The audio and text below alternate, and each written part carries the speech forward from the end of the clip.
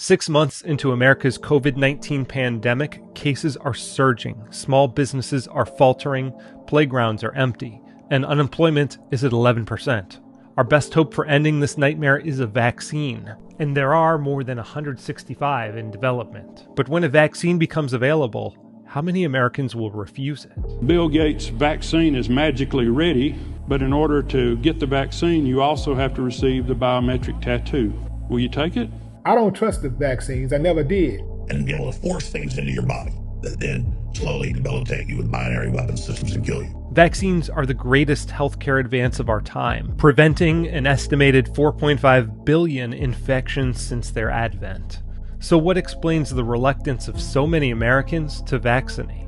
It's a combination of bad science, the government's long history of misleading the public, and the collapse of confidence in public health authorities because of their catastrophic failures in response to the COVID-19 pandemic.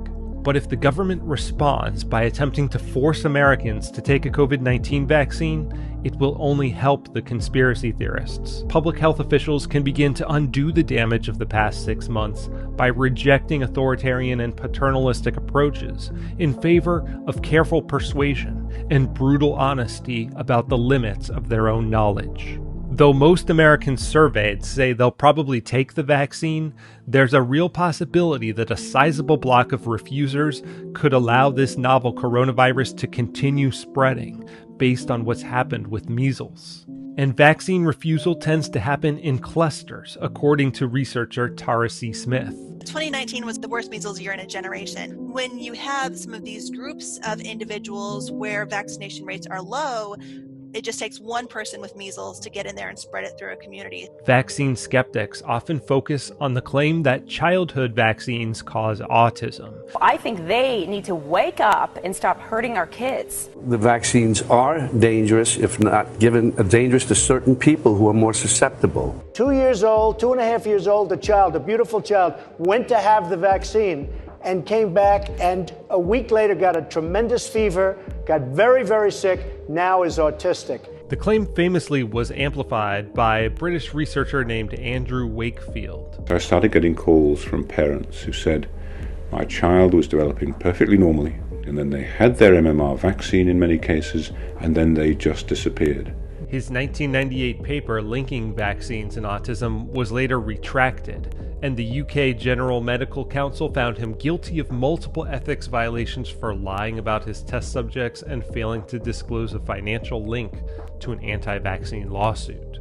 But concern about vaccines is rising among parents, along with objections to the use of mercury preservatives, which both haven't been proven to do harm and haven't been present in childhood vaccines for nearly 20 years. An ecosystem of anti-vaccine information has emerged, and according to the American Journal of Public Health, bots and paid Russian trolls participate in online vaccine debates far more than the average social media user. And the trolls don't always join the anti-vaccine side of the debate, but aim to elevate the visibility to create false equivalency, eroding public consensus on vaccination. You have some people that really don't know what to think. So, we think of them as kind of fence sitters, and they're really just trying to figure out, what is going on? What do I believe? What do I trust? Largely, those people in the middle are the ones that I try to reach. But U.S. public health authorities have sometimes misled the public about vaccines and other public health interventions, which has made the job of convincing skeptics more difficult. The United States government did something that was wrong, deeply, profoundly, morally wrong.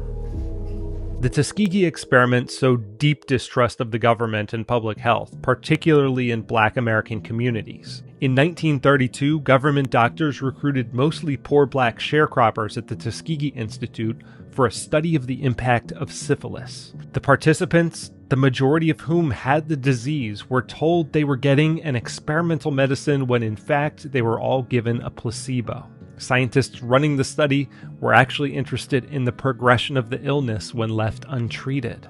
The experiment continued until well after penicillin became available in 1947, and many participants died. They were lied to by their government.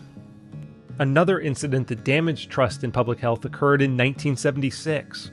when a novel virus called the swine flu broke out at a U.S. Army base, and scientists believe that it bore a genetic similarity to the 1918 flu that had killed more than 100 million people worldwide. We will offer every American the opportunity to be inoculated against a swine-type influenza virus. President Gerald Ford authorized $135 million to develop and deploy a vaccine, and the government injected 25% of Americans in a 10-month period. But the global pandemic never came. The disease died out, and the rushed version of the vaccine likely resulted in some injuries, though probably not as many as reported by the media at the time. Smith says more humility is called for in public health communication. It's hard, but I think we have to emphasize that uncertainty. And I think that may have been one thing missing with the masks, and I was probably guilty of it myself. You do not have to wear masks because there is no evidence that they protect people who are not sick. Over the weekend, the U.S. Surgeon General urged people to stop buying masks, saying in a tweet, they are not effective in preventing general public from catching #coronavirus. Wearing a mask might make people feel a little bit better, and it might even block a droplet, but it's not providing the perfect protection that people think that it is. After reversing their position on face masks, authorities claimed their earlier message was motivated by a desire to preserve protective gear for medical workers, without ever acknowledging that they were wrong to say that masks wouldn't slow the spread of the virus. Do you now regret not advising people more forcefully to wear masks earlier? I don't regret that, because let me explain to you what happened.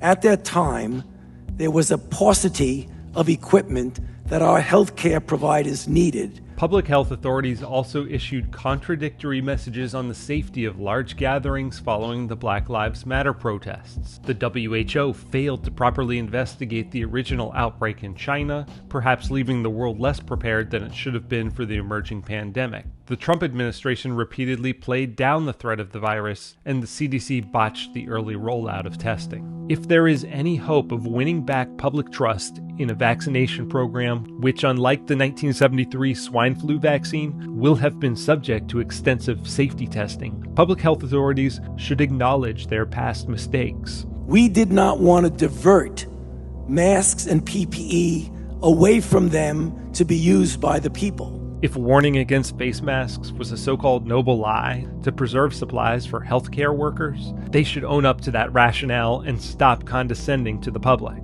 Doctors should acknowledge that vaccines can carry some risk, but that it's a risk often worth taking because there are no perfect solutions, only trade-offs. The lesson of the last 6 months is that authoritarian mandates and noble lies tend to backfire. Fact-based persuasion, which is the basis of good science, is our best hope for stopping COVID-19 and restoring the personal freedom that's been eroded by the governmental and societal response to it.